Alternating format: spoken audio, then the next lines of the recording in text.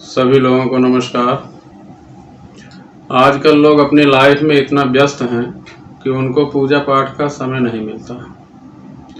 ऐसा मेरे और आपके साथ अक्सर होता है कि समय की कमी के कारण हम भगवान की आराधना नहीं कर पाते।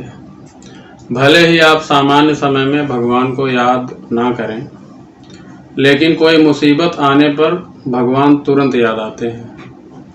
कुछ लोग तो भगवान को अपनी मुसीबत के लिए कोसने भी लगते हैं कि भगवान आपने हमारे साथ ही ऐसा क्यों किया।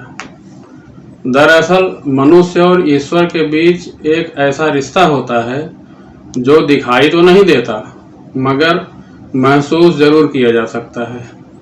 आप माने या ना माने, मनुष्य की तरह संसार में दैवीय शक्तियां भी हैं और ईश्वरीय शक्तियां भी हैं। हम इन शक्तियों को देख नहीं सकते, लेकिन महसूस जरूर कर सकते हैं। अगर आप ध्यान लगाकर सोचें और अपने पिछले किसी अनुभव या मुश्किल समय के बारे में सोचें, तो ज्ञात होगा कि कभी न कभी आपके जीवन में भी कोई ऐसा क्षण आया होगा जब आपको ईश्वर के शक्तियों का एहसास हुआ हो, जब आपको लगा हो कि ईश्वर कृपा से आप इस मुसीबत से निकल पाए, वरना तो ना जाने क्या होता। हम भले ही रोज पूजा पाठ न करते हों, लेकिन कहीं न कहीं हमारे मन में यह विश्वास जरूर होता है कि ईश्वर हमारे साथ है और वो हर वक्त हर मुश्किल में हमारा साथ देंगे। बस यही विश्वास हमें हमारे ईश्वर की अनुभूति कराते हैं। कई बार आपने देखा होगा कि आप किसी बड़ी मुसीबत या मुश्किल में फंसे हुए हैं और उस मुश्किल या मुसीबत से निकलने का कोई रास्ता नहीं दिखाई दे रहा। उस वक्त आप हिम्मत हारने वाले होते हैं या हार चुके होते हैं, और उस स्थिति में आपको सभी देवता देवी भगवान सब याद आ जाते हैं। और जब आप बिल्कुल टूटकर बिखरने वाले होते हैं, तभी कोई व्यक्ति या कोई न कोई आशा की किरण आपकी जिंदगी में आती है और आपको उस मुश्किल या मुसीबत से निकाल देती है। तो उस मुश्किल या मुसीबत से निकालने वाले व्यक्ति को आप धन्यवाद देते हैं। जहां तक मेरा मानना है कि मुसीबत से निकालने वाला व्यक्ति अपने आप नहीं आता, ये भगवान की प्रेरणा होती है तब आता है। भगवान का भेजा हुआ आदमी होता है। एक बार की बात है, एक सेठ जी को कहीं अर्जेंट काम से जाना था। वो अपनी गाड़ी में बैठ के निकले। गाड़ी काफ़ी स्पीड में चल रही थी। अचानक ड्राइवर ब्रेक लिया, गाड़ी रुक गई। सेठ जी ने पूछा क्या हुआ। ड्राइवर ने बताया कि गाड़ी के आगे गाय खड़ी है। तो सेठ जी ने कहा जाओ उसको हटाओ। ड्राइवर उतर के गया गाय हटाने के लिए, लेकिन गाय हट नहीं रही। गाय को मार भी रहा तो भी गाय वहीं खड़ी है। सेठ जी ने नाराज होकर ड्राइवर से बोला कि क्या हुआ, क्यों देर लग रही है। ड्राइवर बोला गाय नहीं हट रही। सेठ जी तुरंत उतरे गाड़ी से, सोचे कि चलो मैं हटा देता हूँ। और जब जाके देख रहे हैं तो गाय के आगे बहुत बड़ा गड्ढा है, सड़क धंस गई है और बहुत बड़ा गड्ढा हो गया है। सेठ जी के समझ में आ गई बात कि यदि गाय नहीं होती तो शायद आज हमारा एक्सीडेंट होता और हम सब मर जाते। तो ये गाय क्या है? गाय को भगवान की प्रेरणा से गाय वहां पहुंची और उन लोगों की जान बची। तो ये होता है कि भगवान हर मुश्किल में हमें साथ देते हैं, हमें बचाते हैं। संत मलूक दास जी की कहानी आप लोगों को बताता हूँ। संत मलूक दास एक छोटे से गांव में रहते थे और बहुत ही नास्तिक थे। मलूक नाम था उनका, और वो कहीं भी पूजा पाठ या भजन कीर्तन में कहीं नहीं जाते थे अपने नास्तिकता के कारण। तो एक बार उनके गांव में भागवत कथा चल रही थी। व्यास गद्दी पे कोई पंडित जी बैठे थे, कथा कह रहे थे। सारे गांव वाले कथा सुनने जाते थे, लेकिन मलूक जी कभी नहीं कथा सुनने जाते थे। उनके कुछ यार दोस्त बहुत रिक्वेस्ट किए आज आप कथा में चलो। बोले चलूँगा तो सही, लेकिन पंडित जी अगर कुछ उल्टा पुल्टा बोलेंगे तो हमसे बर्दाश्त नहीं होगा, मैं बोल पड़ूंगा। बोले कोई बात नहीं, आप चलो। ज़बरदस्ती ले गए मलूक को और वो जाके कथा में बैठे। उस समय पंडित जी कथा में कह रहे थे कि भगवान पे अगर सच्ची श्रद्धा हो तो जंगल में आधी रात को बैठा हुआ आदमी को भोजन मिल जाएगा। मलूक दास जी खड़े हो गए और बोले कि पंडित जी सही बोल रहे हो? बोले हाँ बेटा सही बोल रहा हूँ, सच्ची श्रद्धा होनी चाहिए, जंगल में भी आदमी को खाना नसीब हो जाएगा। मलूक जी बोले ठीक है, आज रात हम जंगल में जा रहे हैं और देखते हैं कि भगवान हमें खाना कैसे देता है। अगर हमें खाना नहीं मिला तो कल आपसे पूछूंगा कि इसी कथा में।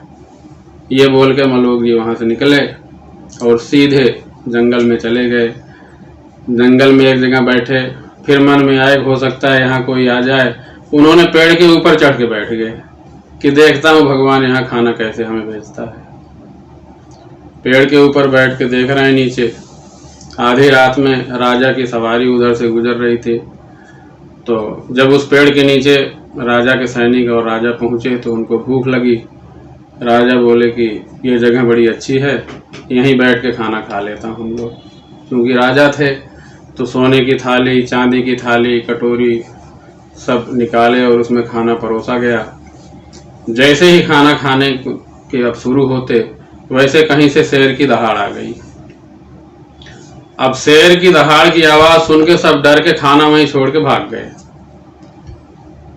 इतने में अब मलूक दास जी ऊपर से देख रहे हैं कि अब खाना है और कोई नहीं है वहां, भूख भी लग रही है, लेकिन वो जिद में कि आज भगवान ही खाना हमें देंगे इस पेड़ पे, देखें कैसे खिलाते हैं। वो नीचे नहीं उतरे खाना खाने, वहीं बैठे रहे, खाने को देख रहे हैं, बैठे हैं वहीं। थोड़ी देर में कुछ डाकू का गिरोह उधर से निकल रहा था, उनको भी भूख लगी हुई थी, लेकिन जब वहां पे पहुंचे पेड़ के नीचे डाकू लोग तो देखे कि खाना पड़ा हुआ है और सोने चांदी के थाली में। सारे डाकू वहां रुक गए, बोले देखो खाना तो है, चलो यही खा लेते हैं और सोना चांदी भी मिल जाएगा हमें। जैसे ही वो सोचे कि अब खाना खाऊं, तभी उसी में एक कोई वृद्ध डाकू था, उसने कहा कि सरदार रुक जाओ, हो सकता है खाने में कोई जहर मिलाया हो हम लोगों को फंसाने के लिए। तो सरदार बोले कि ठीक है, ढूंढो, अगर कोई जहर मिलाया है तो जरूर यहीं कहीं छिपा होगा। सब ढूंढने में लग गए।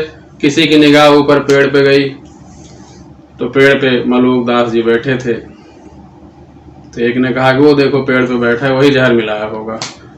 अब डाकू के सरदार बोला उसे पकड़ के ले आओ। 2 आदमी गए और जबरदस्ती पकड़ के ले आए। पूछे कि तुमने जहर मिलाया? बोले नहीं, हमने तो जहर नहीं मिलाया है। लेकिन जबरदस्ती उन्होंने कहा नहीं तुमने जहर मिलाया है। तो सरदार डाकू को बोला कि इसको ही खाना खिलाओ। जबरदस्ती ठूस ठूस के उसको खाना खिलाया गया। और उस हादसे से मलूक जी जो थे वो बहुत बड़े संत बने, क्योंकि उन्हें विश्वास हो गया कि देखो पंडित जी ने जो कहा था वो बिल्कुल सत्य। जबरदस्ती मुझे खाना खिलाया गया, ऐसे खाने का प्रबंध हुआ यहाँ जंगल में। तो इतने महान संत हुए। उन्होंने सबसे पहले यही लिखा था, अजगर करे न चाकरी, पंछी करे न काम, दास मलूका कह गए सबके दाता राम। तो सबके दाता राम हैं। राम जी या प्रभु जी हर जगह व्यवस्था कर देते हैं। जब दांत न थे तब दूध दियो, अब दांत दिए तो का अन्न न दई हैं। जीव बसे जल में थल में, सबकी सुध ले सो तेरी भिलई है। काहे को सोच करे मन मूर्ख, सोच किए कछु हाथ नहीं हैं। जान को देत अजान को देत, जहान को देत तो का तोकु न दई हैं। जब सबको दे रहे हैं भगवान तो हमें भी देंगे, ऐसा विश्वास होना चाहिए। आप देखें प्रसव के पूर्व माता के स्तन में दूध नहीं रहता, लेकिन ईश्वर की महिमा देखो, जैसे ही बच्चा जन्म लेता है तुरंत माता के स्तन में दूध आ जाता है। भगवान उस बच्चे के लिए दूध की व्यवस्था तुरंत करते हैं। ऐसे हैं हमारे प्रभु। तो आप चाहे कितने ही निपुण क्यों ना हो, कितने ही बुद्धिमान क्यों ना हो, कितने ही महान और विवेकपूर्ण क्यों ना हो, लेकिन आप स्वयं हर एक परिस्थिति के ऊपर पूर्ण नियंत्रण नहीं रख सकते। आप सिर्फ अपना प्रयास कर सकते हैं, लेकिन उसकी भी एक सीमा है। और जो उस सीमा से आगे की बागडोर संभालता है उसी का नाम भगवान है, उसी को ईश्वर कहते हैं। तो इस प्रकार आप लोगों ने देखा कि हम लोग कुछ नहीं हैं, सिर्फ कठपुतली हैं।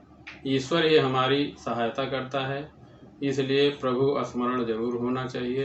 प्रार्थना में बड़ी शक्ति होती है। आप विश्वास पूर्वक करके देखो। धन्यवाद।